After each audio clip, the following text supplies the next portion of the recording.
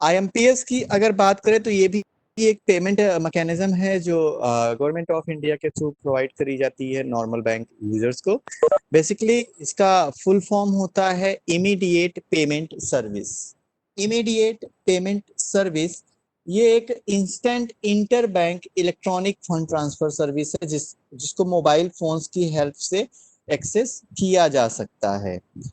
और अभी कुछ बैंक्स आपको एटीएम और इंटरनेट बैंकिंग के थ्रू भी इन सारी फैसिलिटीज को अवेल करने के ऑप्शंस प्रोवाइड कर रहे हैं।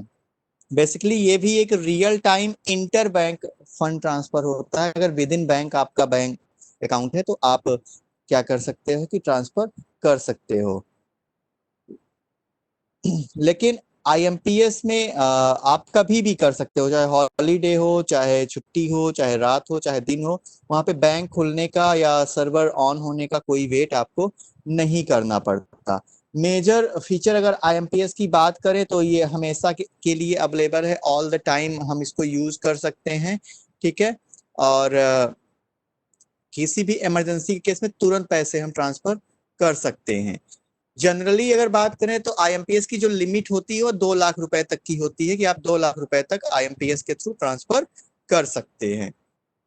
लेकिन बैंक्स अलग अलग तरीके की लिमिट रखते हैं। ऑब्जेक्टिव की बात करें अगर आईएमपीएस की तो आईएमपीएस बेसिकली फंड ट्रांसफर करने के लिए, पेमेंट रिसीव करने के लिए या मोबाइल बैंकिंग ट्रांजेक्शन्स को परफॉर्म करने के लिए जो कि 2 लाख से ज्यादा ना हो, उसके लिए हम आईएमपीएस यूज कर सकते हैं। अगर आईएमपीएस की बात करें तो क्या बेसिक रिक्वायरमेंट्स होती हैं जिसके थ्रू हम आईएमपीएस यूज कर सकते हैं, तो बेसिकली इसके लिए हमें एक एमएमआईडी नंबर जनरेट करना होता है जिसको बोलते हैं mobile number and mobile money identifier. ये बैंक एटीएम से जनरेट हो जाता है। और एक बैंक अकाउंट नंबर चाहिए होगा और एक आईएफएससी कोड चाहिए होगा और आधार नंबर आपका चाहिए होगा।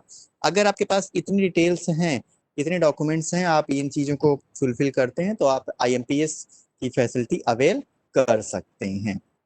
फिर उसके बाद आपका ऑनलाइन बिल पेमेंट का एक ऑप्शन होता है जो बहुत ही छोटा और बहुत ही इंपॉर्टेंट है। आपको अक्सर गैस का बिल, लाइट का बिल, पानी का बिल, ये सब चीजें पे करनी पड़ जाती हैं। तो ऑनलाइन बिल पेमेंट की सर्विसेज आजकल हर बैंक अपने एप्लीकेशंस के थ्रू प्रोवाइड करते हैं। तो बेसिकली ऑनलाइन बिल पेमेंट एक सिक्योर और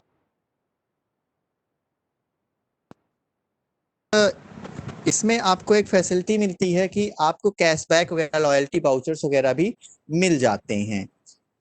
एडवांटेजेस की बात करें कि ऑनलाइन बिल पेमेंट्स के एडवांटेजेस क्या हैं, तो कन्वीनियंट है और टाइम सेविंग है। अब भाई बिजली का बिल जमा करना है तो आपको पावर हाउस जाने की जरूरत नहीं है, लाइन लगाने की जरूरत नहीं है। तुरंत ऑनलाइन आपने ओपन किया अपना अकाउंट और आप अपने बैंक अकाउंट से पेमेंट वहां पे कर दी। सेफ और सिक्योर है और रिकॉर्ड कीपिंग आसानी से की जा सकती है। आपका पूरा का पूरा ट्रांजेक्शन रिकॉर्ड हो जाएगा और आपको ऑटोमेटेड रिसीट वगैरह भी मिल जाती है।